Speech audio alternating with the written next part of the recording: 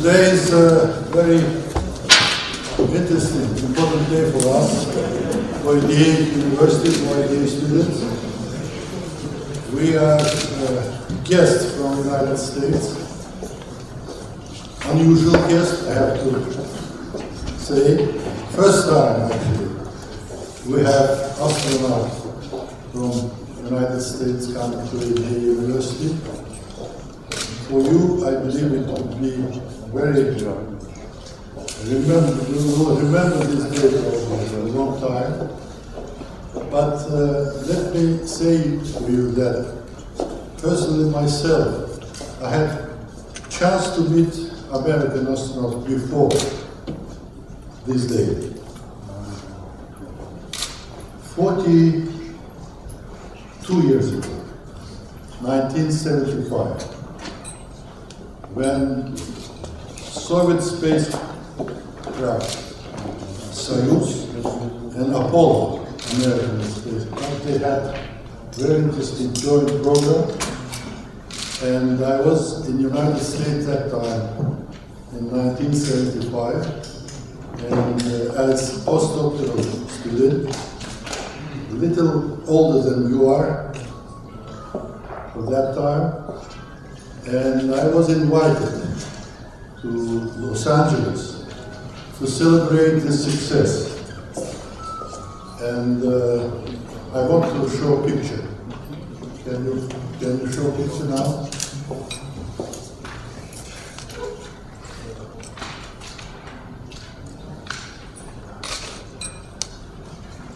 I was postdoctoral student, as I said, only 40. It's coming up.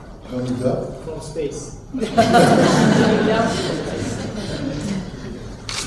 postdoctoral students from Soviet Union visited the United States, and we were, not all of us, but approximately 10 people from our group were invited to this celebration, and I was lucky to have pictures with all astronauts and Soviet cosmonauts.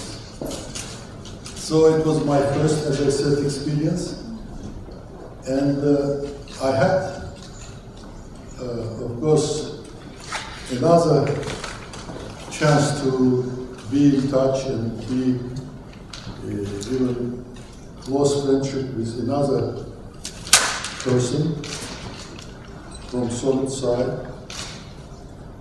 He's sitting right now next to astronaut Madam Heide, academician Professor Heide, who was actually leading person in Soviet program. He was director of the Institute of Space Studies of Soviet Union, and he, as I said, he was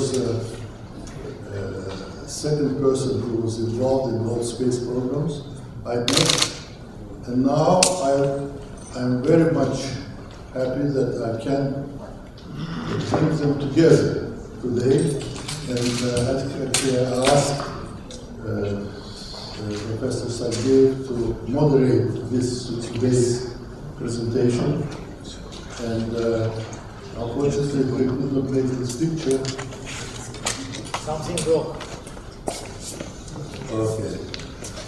So,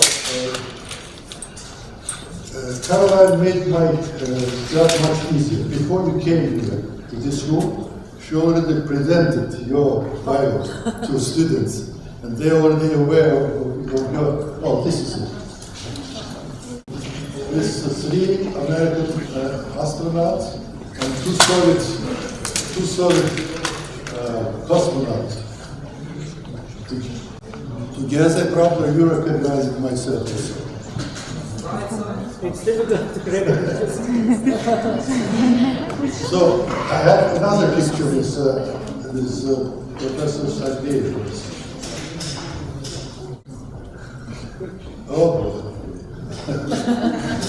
this is actually 2 very memorable pictures for me. I had to deal with people who were very closely involved in all discoveries and exploration of the space. Thank you, and now, with great pleasure, I give the floor to Professor Sergeyev for introduction. Thank you. I think we are really so lucky to have this wonderful occasion to greet you and learn a little bit more. But the first thing I personally learned reading the bio of our guest, that in order to get high in the space in the vacuum, you have to submerge under the ocean and spend, how many hours you spend there? More than 33 probably. More than 33, yes. Absolutely. And it's interesting that at this photograph, at the center, there is a cosmonaut Leonov, who was #1 to escape from the cabin, from the spacecraft, and make a spacewalk. And our guest was continued this and spent 33 hours in open space. But you will tell us more. Yeah. So, and so several interesting coincidental cases when I see the tracks of life of our guest, my life, very kind of crossing.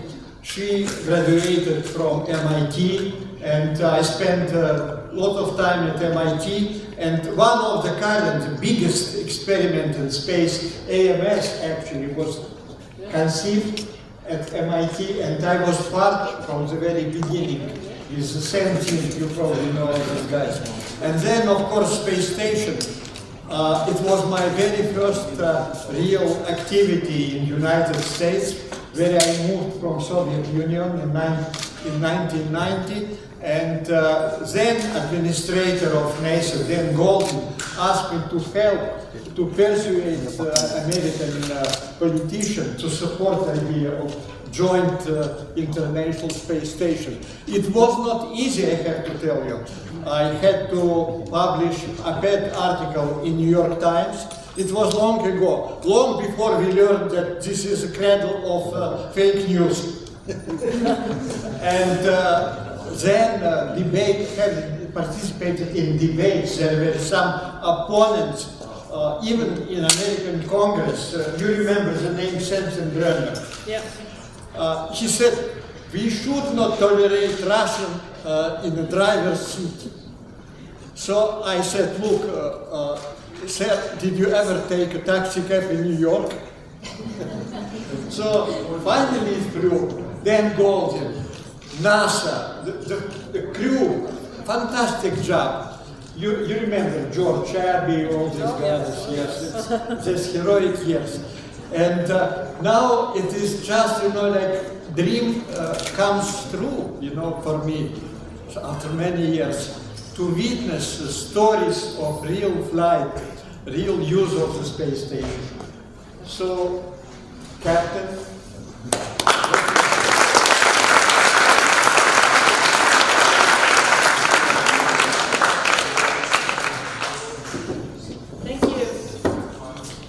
very much, Professor. It really is truly amazing at the number of, I don't want to call them coincidences, but you get to learn that the space program is really very, very small, and that people will come and go. And it's just interesting to hear all of those names, because I know them all, and I know a lot of them very well. And it just goes to show you that it doesn't matter if it's the US program, the Russian program, any one of our international partners, because right now with the International Space Station, it is all interwoven. And I have no doubt if we were to go further in space, going, whether it's back to the moon, going back to Mars, or going to Mars with humans, that it will more than likely be an international endeavor. just because it does take an awful lot of resources and a lot of expertise to go that far, and that is something that the international nature can bring together to make that happen. So are they going to get the... The file is too big, so it's not loading. Okay. Okay. Another 10 minutes. Oops.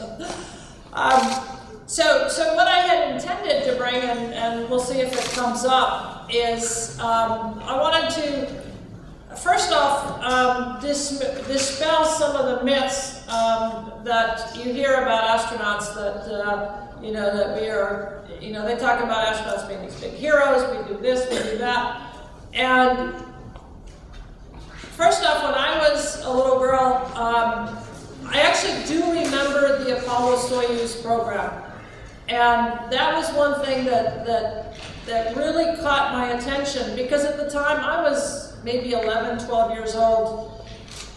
And when I saw the astronauts in space and hooking up between the United States and the then Soviet Union, I thought to myself that I could probably do that. And the reason I thought that is because my father is Ukrainian, and I grew up speaking Ukrainian, and Ukrainian is very similar to Russian. I thought, I could probably learn Russian pretty easy. And then I could be up there and I could actually speak to the cosmonauts. And so I thought that was, a possibility. And then, over the years, that was the last thing NASA had done for a while. And so the thought of becoming an astronaut kind of got pushed into the, out of my mind. And I went on, I continued on with my studies. I became an engineer primarily because I was good in math and I was good in sciences. So I was told when I was in high school that I was good in mathematics, and so that I should become an engineer. And even back then, when I was first in school and somebody told me an engineer, I kind of looked at them funny, and I thought, I really don't want to drive a train. Because if you look up a definition of an engineer, it's also a train driver. But nowadays, when you tell people engineer, nobody thinks of a train, everybody thinks of the person that's out designing and building and developing things. And that's what I thought, yes, I can do that. And I went ahead and I applied to MIT, primarily because it's a good school. And I thought, why not? And I had a fallback university growing up in Minnesota. So University of Minnesota would have been my alternate school, and it is also a very good school. But it's just not the prestige of MIT. And when I applied, and I got the letter back that said, welcome to the class of 1984, I thought, wow, I'm going to go to MIT. And unfortunately, that was all good, and then I was trying to figure out, how do you pay for college? My parents wanted us children to go to college, but I have 4 brothers, and they didn't anticipate a private school tuition, so I took a scholarship from the Navy. So in exchange for the Navy paying my college tuition, and then I had to spend 4 years in the Navy after graduation, and I thought, okay, I can spend 4 years in the Navy, because after my freshman year, I was going to go fly for the Navy. That's what I wanted to do. I wanted to become a pilot. And so that was fine for my entire time until right before commissioning, I had my final physical, and they told me that I failed the eye test to become a pilot. And so I had to find something else to do. I was committed to join the Navy at this time, and so Navy diving looked like an option. So I went off to Navy dive school and became a deep sea diver, and I spent my time in the Navy doing ship repair and salvage work. And I really enjoyed that. I probably would have completed my entire career in that. But then I met someone who was applying to the astronaut program. And it turned out that for NASA, you do not have to be a pilot. I thought you had to be a pilot at first. And you do not have to be a pilot. The requirements that NASA has is you have to have a college degree, and a master's degree is better. PhD, it helps, but not necessarily a requirement. And so I thought, well, I meet the requirements to become an astronaut. So why don't I apply? At the time, it was the mid-90s, NASA was starting to talk about the space station, and much of the space station was going to be built by putting astronauts outside in a spacesuit. And so I thought, you know, here I am, I'm fixing ships underneath the water, why can't I go build a space station in space? You know, everybody talks about, pilots becoming astronauts, and I thought, going out and doing a spacewalk doesn't look very much like flying an airplane, but being a diver does. So I went ahead and applied. And unfortunately, my timing was a little bit off, that the first time I got a letter back from NASA that said, thank you very much, but please try again. And so that's what I did. Because I learned that most astronauts did not get selected the first time they applied. And the important lesson there is that if there's something that you really, really want to do in your life, and unless they tell you a valid, concrete, physical reason why you can't do it, then by all means apply again. Because if you give up the first time, then nothing's going to happen. And by this point, especially as an engineer, you learn that a lot of things don't happen the first time. And you just got to figure out what you did wrong and apply the second time. And so I did, and sure enough, the second time around, I actually got a phone call from NASA that says, please come down to Houston, and we'd like you to be part of the astronaut program. And so that was back in 1996, and I spent 13 years with NASA, during which time frame I got to do 2 shuttle flights. My first shuttle flight was STS-115. It was back in September of 2006. And we were a construction site, and so we got to do spacewalks. And after going outside the very first time, yes, it does feel like diving. I was amazed at the similarities. Probably a couple of the big differences is that when you're diving, and especially when I was working underneath the ship, you always had that water drag around you, which meant that yes, you could use your fins and keep yourself in position, but then you always had, it was just difficult to move, it was difficult to do things. In space, there's no drag, there's no water around you, there's literally nothing around you because it's a vacuum, and so you move fairly easy. Sometimes that's a little disconcerting. Let's see if Just this tell works. us next slide. Okay, let's go to the next slide.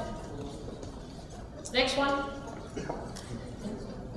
So that was me at graduation. Next slide. Me at dive school. Okay, let's go to the next slide. So me finally as an astronaut. Next one. Okay, so going up into space. So this was my first flight, and this was back in November of 2008. I'm sorry, my second flight, and that was STS-126. We launched in November of 2008, and it was a night flight from Kennedy Space Center down in Florida. And there's a bunch of talk that you can't hear, but so being in the shuttle is kind of interesting because you're strapped in about an hour and a half before liftoff, and then you spend most of the time just lying on your back listening to all the communications. The real excitement happens at 6 seconds before liftoff with the main engines igniting. And then when the countdown hits 0 is when the solid rocket boosters ignite. And being a solid rocket fuel, once they ignite, you are going up into space. And from sitting inside, it's somewhat surreal because I've seen a number of shuttle launches from the outside, but being inside was very different because it's not as loud, and you get this sense that you're moving fast, but you have nothing to gauge it against. So after the first 2 minutes, the solid rocket boosters are expended, and so we jettison them because they're not needed anymore, and then we continue up on the main engines for another 6.5 minutes. During that time frame, you continue to accelerate, and when you accelerate so fast that you're going 3 Gs, which is the last 30 seconds of powered flight, the main engines actually throttle back to maintain no more than 3 Gs on the vehicle. And so during that time, you just feel pressed back into your seat. And you can go to the next one.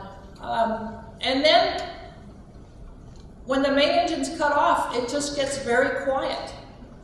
Because at that point, you're in orbit, you've achieved orbital velocity, and there's nothing else propelling you, because once you get into orbit, you've achieved velocity. If there's nothing to slow you down, you will continue at that same speed. Now there is a little bit of drag, so we do have to do corrections, but it's not anything significant that you are going to feel. When we do any additional engine firings, whether it's the two larger, what we call orbital maneuvering system engines, you feel those. And then with the smaller jets to maintain attitude, it's more you hear them, you don't feel it inside. And so it's a tremendous environment to be in. The first time you get out of your seat, which you've just been strapped in very tightly, you've gone through the 30 seconds of 3Gs. So when you first loosen your straps, you actually don't go anywhere.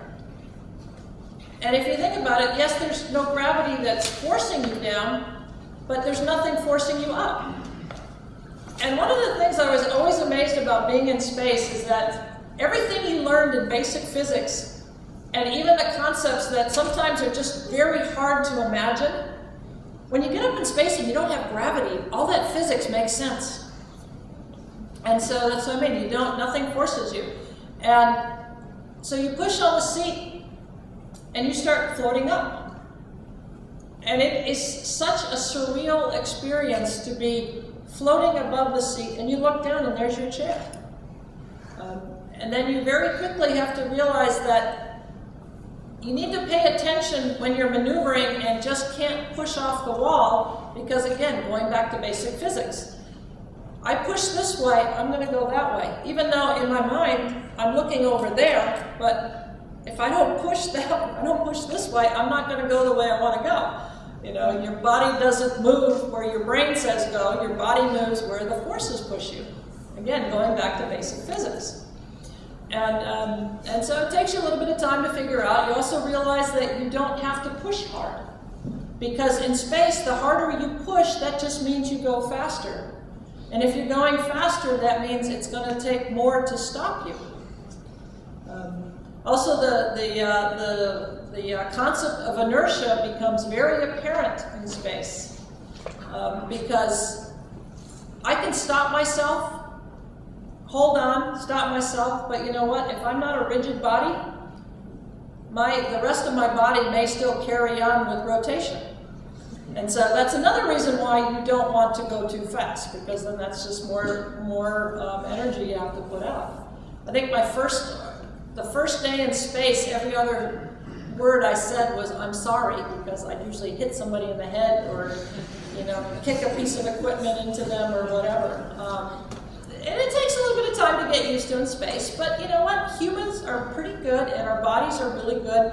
We adapt to this new environment that we're at, and you know, for most people, second day, third day at the most, we've become accustomed to our new environment. But then we move on to the space station. Both my missions dock to the space station. You get to the space station and find out, wow, it's really big. And it's also a little bit like visiting somebody else's house. You know, you want to be very careful. You don't want to go knocking the furniture over. And so, you know, the first day you're just kind of being very gingerly not to knock some experiment off the wall or something like that. And then with both of my flights is we got to do spacewalks. So let's go to the next one.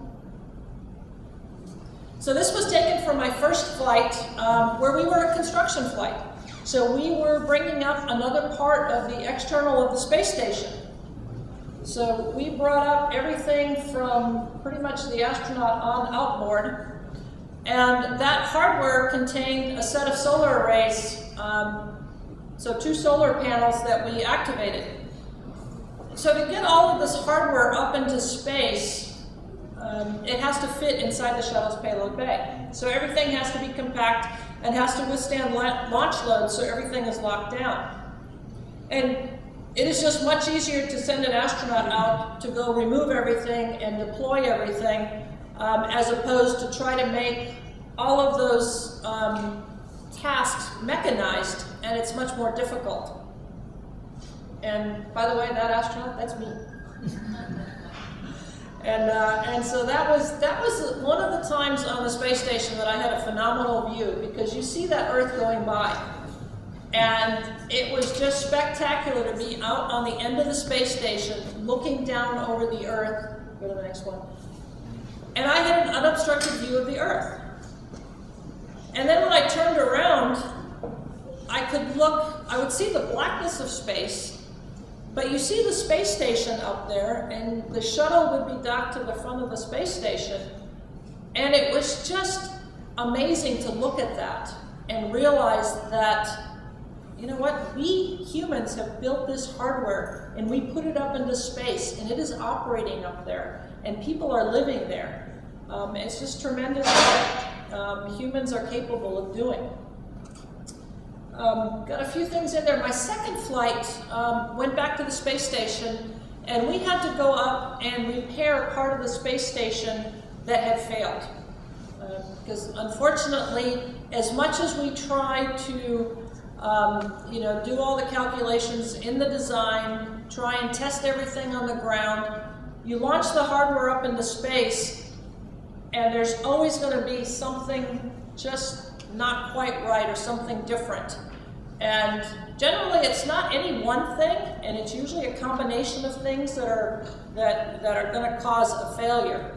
And so what happened in this case is, just inboard of the solar arrays is a big rotary joint that allows the arrays to be rotated 360 degrees, because the design was that as you're going around in orbit, you can constantly track the sun with the arrays and maximize your power generation. But unfortunately, on one side of the space station, this race ring, which is, it's a large race ring, it's about 3 meters in diameter, and has 22 bearings spread out around it, and has 2 drive motors. Well, after they launched it in orbit, they noticed that the motors started pulling an increased current, and then the crews were reporting a vibration inside the space station. And vibration is never good in space, and so they ended up just locking that joint, which meant now the arrays on one side of the space station couldn't track the sun anymore. And they had to figure out what was wrong, what went wrong. And it turned out what the problem is that this race ring, which is where the bearings sit on, is a metal surface, and the outer surfaces of the metal had been treated to be hardened. But the lubrication scheme that they had planned for the space station, or for this part of the station, was a solid lubricant, because that's something that's typically used in space. And they used gold, and they put a gold film on the bearings, and it was supposed to be transferred to the race ring and provide the lubrication. Well, unfortunately, the bearings, the way the loading was,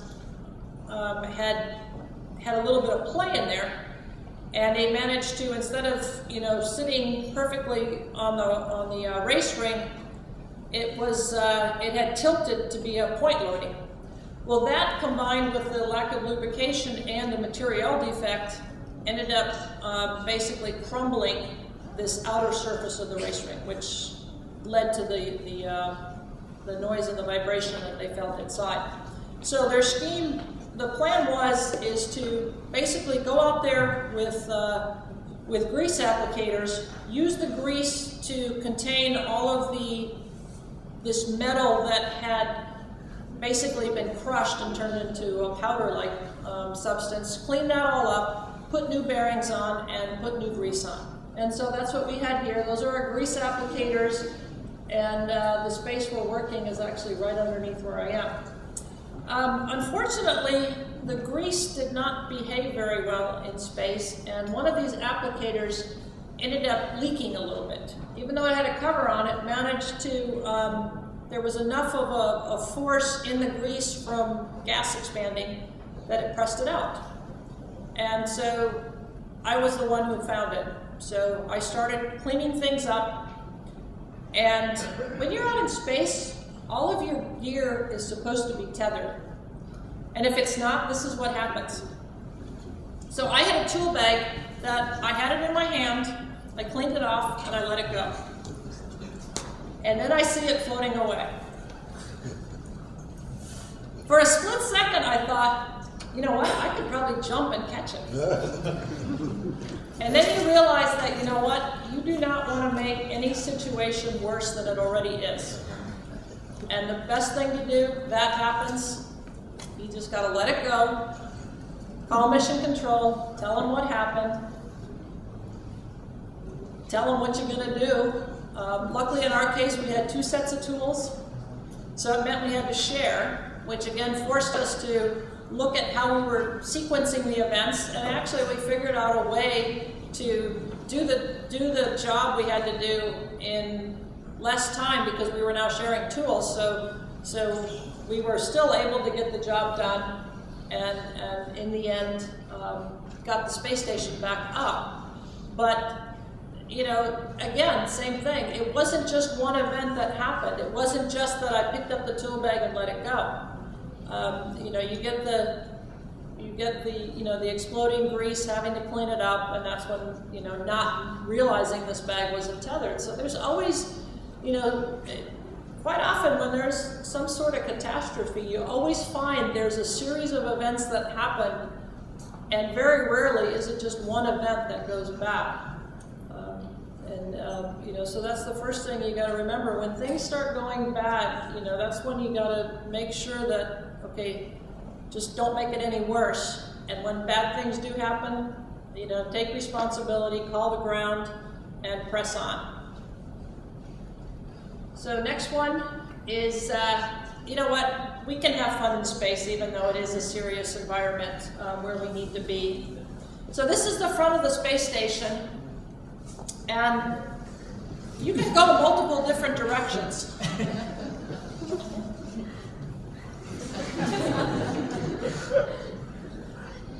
And just to give you an idea, it is fairly large.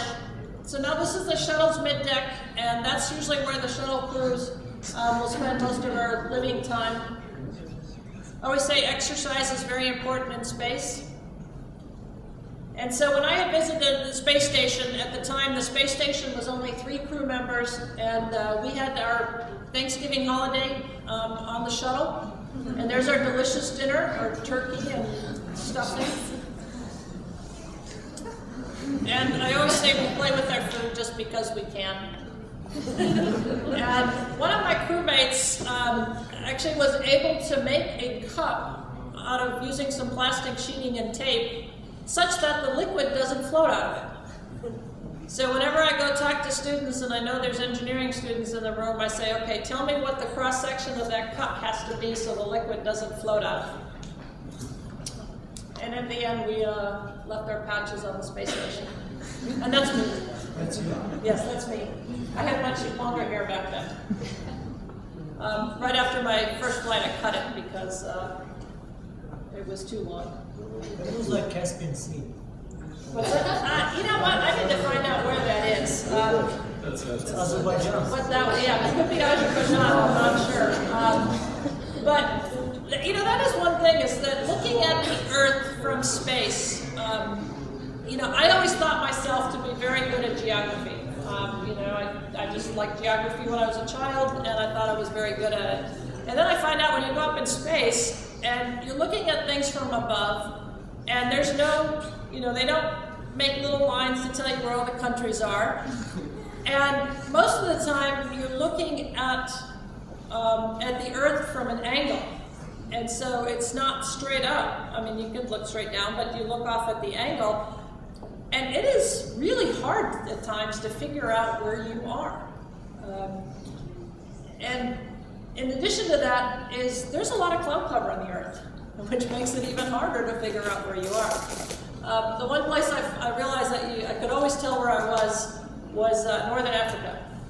because there's hardly ever any clouds over the Sahara. So every time we went over Northern Africa, looked down, yep, there's Northern Africa, there's the coastline, okay, we can figure that one out. On my first flight, the very first day, we flew over the Hawaiian Islands. And I had lived in Hawaii for 5.5 years when I was in the Navy, so I kind of knew what the Hawaiian Islands looked like. So it was neat to see places that I recognized. But the shuttle is not designed to stay up in space for any for a long period of time. My missions were 12 days and 16 days. The longest shuttle flight was 18 days. And usually our limiting factor for coming back home is the amount of lithium hydroxide that we can carry. And lithium hydroxide is what the shuttle uses to scrub carbon dioxide, CO2, out of the atmosphere. And so that's usually our limiting factor on the shuttle. We can carry, we always have plenty of food, we have plenty of oxygen, nitrogen to maintain the atmosphere, but it's getting rid of that CO2 that's usually our limiter factor.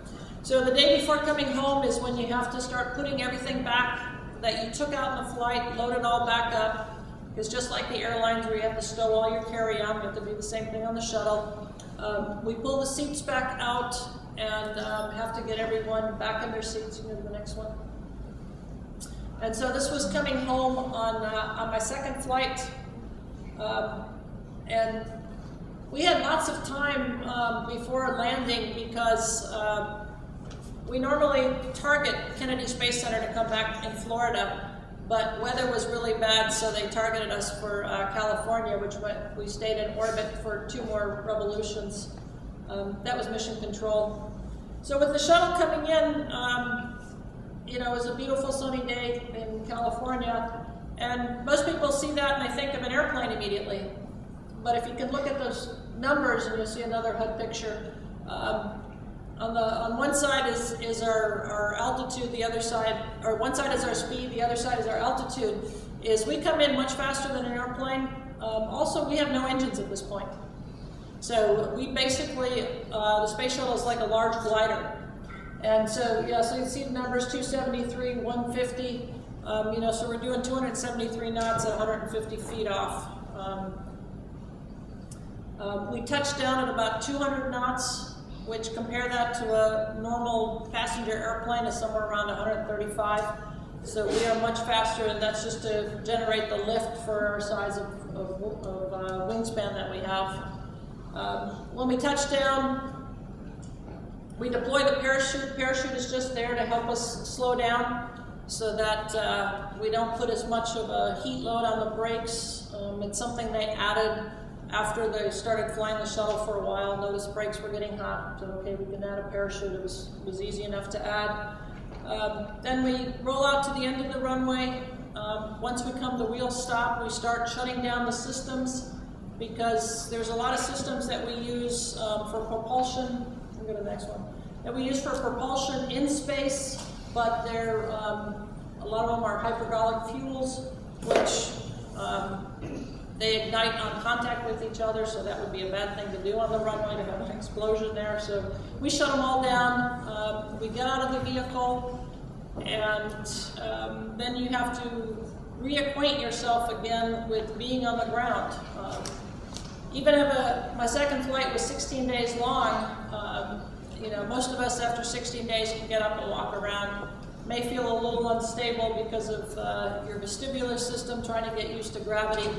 The crew that lives on the space station, they're up there for 6 months, and even though they exercise significantly more than we do on shuttle, it still affects everybody a little bit differently. And I've seen crew members that have come out of the, when we were rotating them on the shuttle or the Soyuz, that they could still get up and walk around. Most crew members have difficulty walking around, sitting up, and it's just a matter of, they're still trying to figure out why one person reacts one way, another person reacts another way. Something they want to learn more about before they get to Mars. So after I left NASA, I went back to the Navy for a few more years and did the same thing I did growing up, or when I started my career, and that was fixing ships. And this time around, second time around, I was not the person down on the deck plates fixing the ships. I was the commanding officer with the sailors and civilians that fixed the ships. But it was definitely a rewarding way to finish out my naval career. And now I'm retired and I get to come out and talk to people about the great things in space. So last one. And I'm just going to leave you with, that was my story. And I challenge each one of you to figure out what yours is going to be. Because even if you don't have astronaut, and I know even if I never had the astronaut picture in there, that I had the opportunity to do a lot of really neat and interesting things in my career. And it just all starts with getting the right education, studying what you need to study, and then go pursue your dreams, because if you don't do that, then you're never going to have a great story to tell.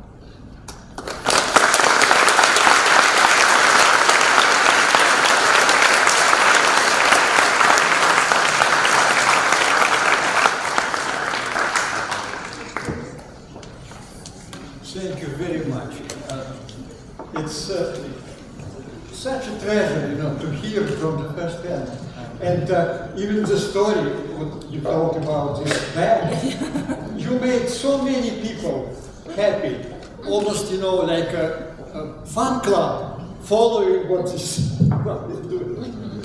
You know what? I did. And what was interesting is when I was still in orbit on that flight, it was like the day before landing, we had a press conference. And I had, there was a reporter from CNN asked me, I got asked from anybody about the tool bag, but the reporter from CNN told me that there was a website had been set up that was Track the Tool Bag. And he asked me what I thought about that. And I said, you know what? If this means that now there's, 1,000 people or 10,000 people around the world that are now interested in space that never were, then maybe that was a good marketing ploy. Absolutely. So, please, questions? Raise your hand. Okay, I see. Yes, I have. You wanted to ask? Yeah, okay. I hope our students are a little bit shy, but then I think they will start up. So I'm from School of IT and Engineering. I want to add one more coincidence here. So it was really nice to hear that your Ukrainian, ancestry. And then we have a professor at School of IT and Engineering. His name is Mikhail, as your father's name. Yes. So that's a nice coincidence. Another one. I have lots of questions, but one question I wanted to ask, and this is about we as Azerbaijans think that we also have our own cosmonauts. So Musa Manarov, who was flying during the Soviet times, and he was holding for a long time the record for living in space station, obviously Mir, before it was sent to the ocean. And in one of his interviews, he said one important thing, which is very important to me, and which shows how Azerbaijani he was. When they were working in space, he would say that the crew members or his team members would ask to put some music for them to listen, and he would put Azerbaijani instrumental music. So my question comes in, what kind of music you were listening to when you were doing your hard job in space? And I have a second question, but I will ask it after students will ask some questions. Okay, thank you. So the music in space, well, when we go outside on our spacewalks, we can't have any music. So 6.5 hours outside, no music. So there is a tradition at NASA that every morning in space, Mission Control will play a song for the astronauts. And the tradition that they also have is for the shuttle crews is that the spouses, the husbands and wives and families of the shuttle crews will pick songs for the astronauts for wake up. And so the music that I had, that my husband and son had picked, most of it was modern music. But on both flights, they did pick a Ukrainian folk song to send up as wake up music. Can you sing one? You want me to? Mikhail will help. Yeah. So the one was, it's a folk song, Розпигайте хлопці сон. Коні, розглядайте, хлопці, коні. Yeah, thank you. You want to sing it? Okay, motivations? Oh, Rashad, please. Thank you, guys, for a great presentation. I'm teaching at the School of Life and Engineering. My name is Rashad. I assume that a lot of what you do is related to handling extraordinary situations that you can mostly not predict. And so I wonder, are there any special practices, skills, and stuff that were taught to you, not from your education, but from the training as an astronaut, that allow you to have a very good control of your emotions, thoughts, and also on the influence that other people have on you so that it doesn't mess with your job. So is there any special maybe practice that you have done? Thank you. Yes, there is a lot of our training that we do, and I'll concentrate for the astronaut thing, but we do the same thing in the Navy, whether it's naval aviation or even for me in Navy diving, is that we are constantly, you constantly practice emergency situations. And so, for example, at NASA, what we would do as our training is we would start with learning a system. So on the shuttle, we would learn all about the electrical system.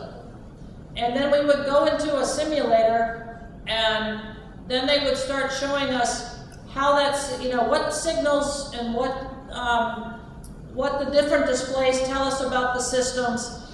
And then they would start failing. Okay, if you failed this bus, this electrical bus, this is what equipment it takes down, and this is what the signature looks like.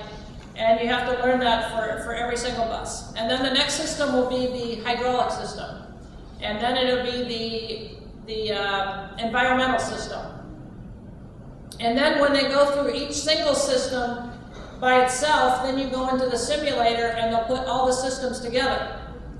And so by and large, most of our training that we do is whenever we have a simulator, we have a session in the simulator, is we will start out, nominal, everything works. And then they will start failing systems. And, they'll fail this system, fail that system. And we'll do it for both so for the launch, they'll do the same thing for the launch. What happens when systems fail? There's certain scenarios, we've never had to practice them, but if things go wrong on your launch day, that there's a certain regime you can actually fly the vehicle back to Kennedy Space Center, or more than likely you would land, because if it happens far enough, you'd actually end up landing in Europe. But they would go through all those scenarios of fail this system, fail that system, fail this, fail that. And for launch and the entry is we are in a motion-based simulator. So the simulator is on a hydraulic platform and it moves. So inside, you actually feel like you're in the shuttle and you would have to, fly it back on the ground and get into a safe scenario. For the on-orbit portions, we wouldn't be in a motion simulator, but we would be in the same simulator, they'd fail systems.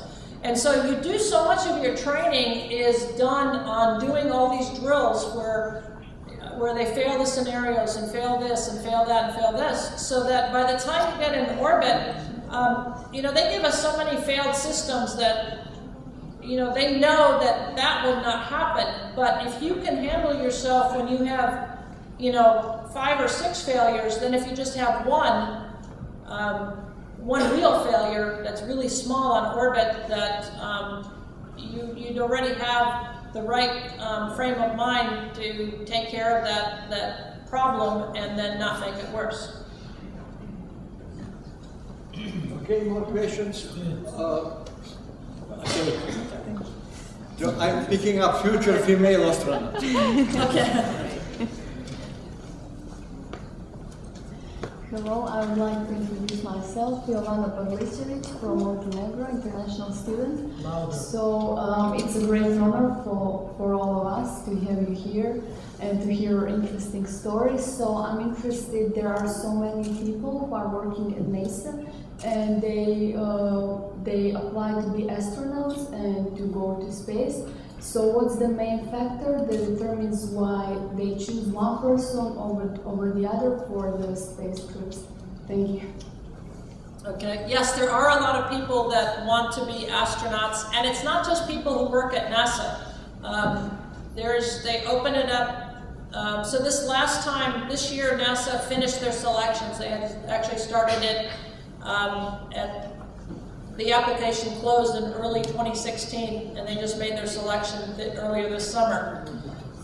And so they opened that up, and if you meet the requirements, like the first requirement, you have to be a U.S. citizen, you have the college degree, the work experience. Total applications, NASA received 18,000 applications, and that was the most that they had ever received, and significantly more than they had received in the past.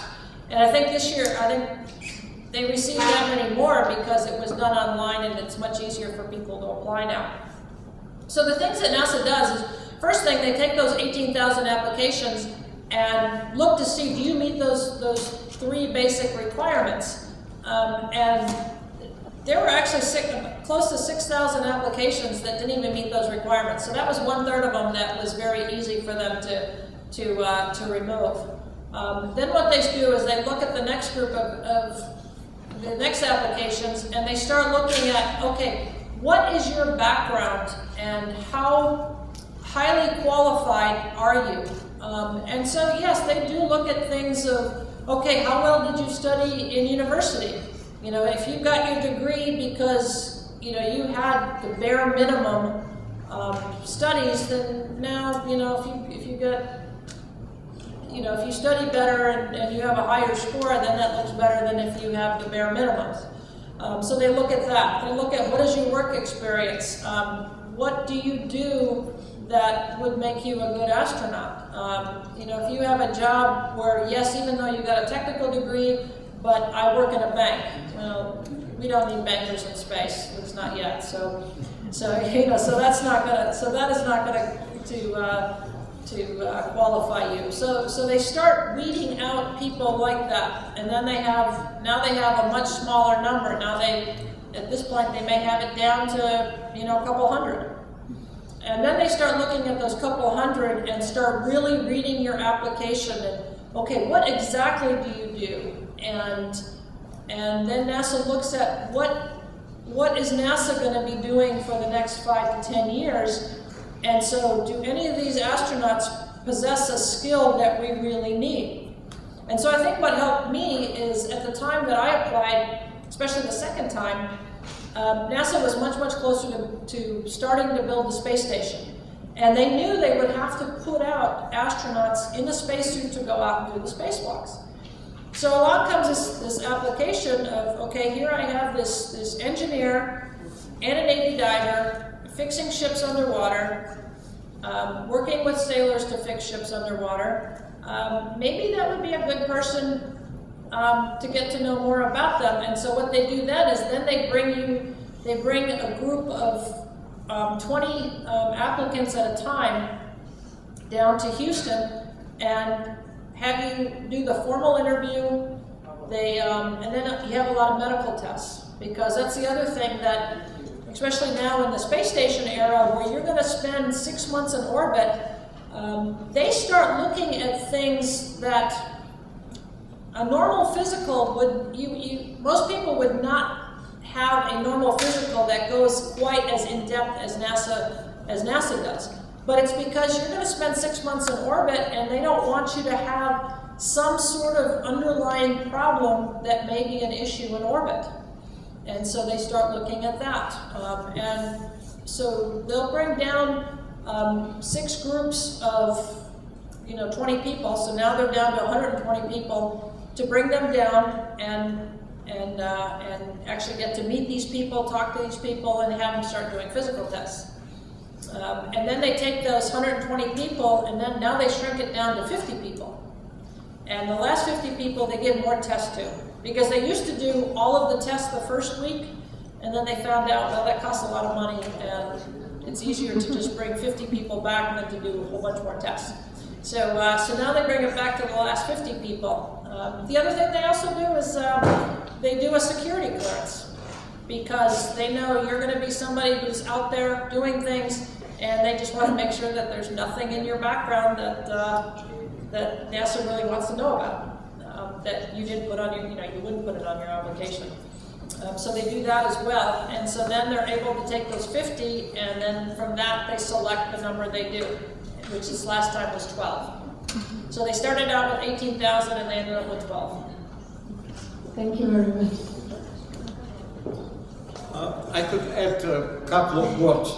I was in the selection committee on Soviet side to select female cosmonauts, and so some number of funny, answers. Usually at interview, we're asking questions. What are the most sophisticated hardware you man could operate? One young bright lady said, every gadget in modern kitchen. Can you imagine such talent? But she was not accepted, unfortunately. Okay, so please. Mrs. Piper, thank you very much for such a fascinating presentation. I'm Kamila Petrincova and I'm an exchange student at the university. I'm from Slovakia myself. And I would like to ask, you mentioned that you have a husband and a son. Yeah. How did you manage to combine such an outstanding career and a personal life? How did you manage to get this balance in your life? And also, could you maybe tell us about being a woman in NASA? Does it make a difference? Was it harder for you to apply, or how is the ratio nowadays? So the ratio within NASA, I'll answer that one first. So NASA overall, you know what, I'm not sure what the whole NASA ratio is, but I know within the astronaut program, so when I was selected in 1996, NASA selected a really big class. There were 35 of us. There were 8 women and 27 men. And this past class, out of 12, there were 5 women and 7 men. So it's getting better. I mean, they are selecting more, and that's largely due to the fact that they're getting more women applying. One of the things that hurt a lot of, that there weren't that many female officers when we were flying on the shuttle is because about a third of the astronauts were shuttle pilots. And in order to be a shuttle pilot, you had to be in the military. You didn't have to be in the military, but most of them had military experience. There were a few that were in the military and then got out, but the vast majority were in the military. They were jet pilots. They had been through test pilot school, and even though NASA over the course had selected 3 women as that were pilots, there's just not a lot of women that are in that career field in the Navy, and if a third, or not just the Navy, but the Navy and the Air Force and the Marine Corps, and if a third of your astronauts come from that pool, if there's hardly any women in there, then there's going to be hardly any, and that's 1/3 of the astronauts. And so that's part of the reason, because now we don't fly the shuttle anymore, and they just select astronauts as a whole, not for flying skills at all. So that's one thing that went away. It is getting better, but until 50% of the applications are from qualified women with technical degrees and technical experience, you're not going to see 50-50. But we are getting there. The previous class actually was 50-50. There was 8, and they picked 4 and 4. So we are getting better, and we are getting there. So as far as family life, I think it's important to, you have to determine yourself on how are you going to have a balance between family and career. No matter if you're an astronaut or I think just about any career a woman has, there's going to be demands on both parts. And I think one of the things that makes it possible is that within the family, that both the mother and the father, the husband and wife, have to be able to share the household duties. Because there's, I'm not going to be there full time do my share of doing the dishes and cleaning the house and things like that because I'm up in space. And so during the times that I was gone, that's what my husband had to do, or our son was in high school, so make him, do the dishes. So you have to do the balance, but then the same thing happened when, before I became an astronaut, and, my husband was in the Navy, and he would be gone for 2 months. So while he was gone for 2 months, I had to take the lawnmower out of the garage, start the lawnmower, and go out and cut the grass, because my grass was this big, and it didn't look nice, and because he wasn't there. And so it's something that, the two of you have to strike that balance. And luckily in my case, and very many other cases that I know of, that there's a husband and wife that both have careers, and they both strike that balance. And you know what, there are going to be times, because there's got to be the give and take. There were a lot of times that, that if I needed to do something, my husband needed to do something, but you know what, at his time in his career, it was more important for him. You say, okay, you do this, I'm going to stay back. And then when he's done, then it's going to be my turn. And then, so it takes two people to work together.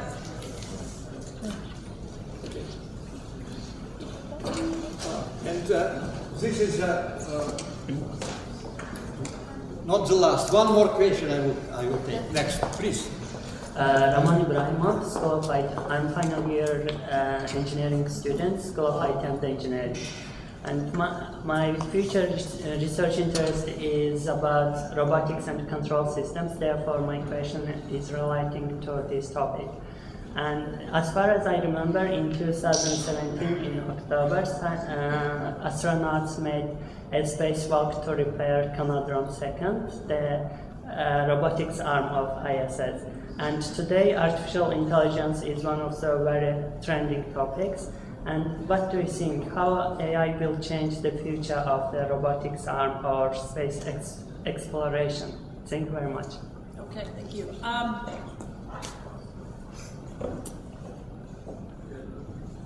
trying to think of how to answer that, because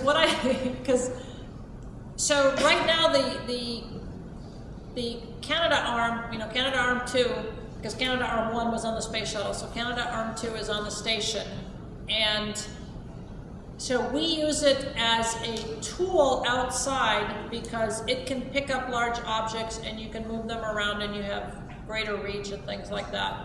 And there have been failures on there that we've had to go out and repair so we can keep it working as it's designed to. And so that's what we use that robotic arm for. But it does need the human interface, because Canada Arm 2 was not designed to operate independently. Could it be designed with AI to operate independently? I think it could, from what I know about AI and some of the tasks that you can have it programmed to do.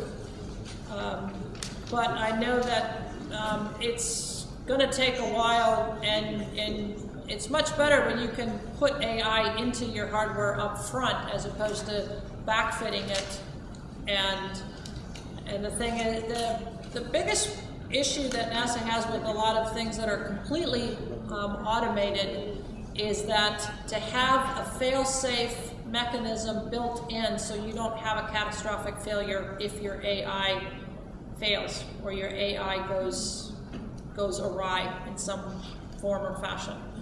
And so even with, so for example on the space shuttle, our entire launch sequence is automated. And so it is automated.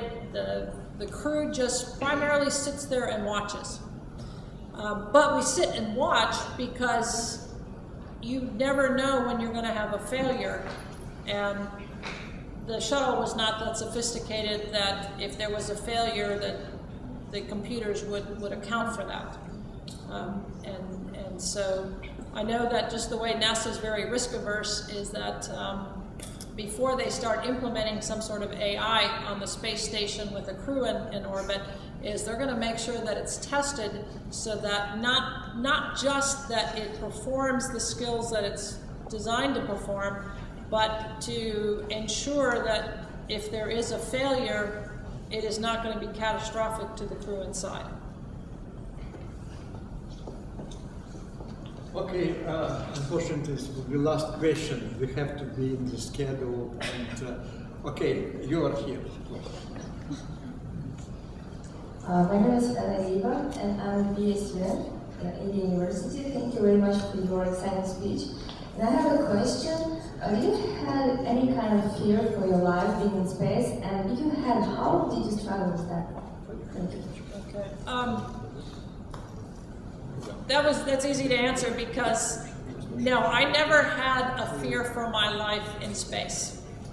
And even though that the Columbia accident had happened 3.5 months before I was supposed to fly, and we would have been the second flight after Columbia, but they added another one, so we ended up being the third flight after Columbia. And all of us knew that we all knew Columbia happened. We knew that was always a possibility, but you tend not to dwell on what bad things could happen. But you have to have the faith in the whole system that the hardware was built the way it was designed to build, and that everyone who's working on the system does their work properly, that all of the crew members, that we've been trained properly, and that we know we can rely on our training to get us through whatever situation we would be in. And we just accept that, there is a risk to flying in space. You're sitting down, on the launch, you're sitting on a rocket that's propelling you into space. You're in space, and yes, it's very nice and comfortable inside the space station, but outside is a very hostile environment and you can't survive. You don't dwell on that fact. You just accept that, the system is built, and the system is built with safety in mind, and knowing that you can withstand multiple failures before something catastrophic happens. And so you have to rely on that the hardware was built correctly, and that the design of the hardware was correct, and that everyone's training is correct. And so that usually is what gets you through the fact that, and you don't dwell on the fact that, one meteor strike and you're all going to blow up. No, that's really not credible. So you don't watch too many Hollywood movies and believe them.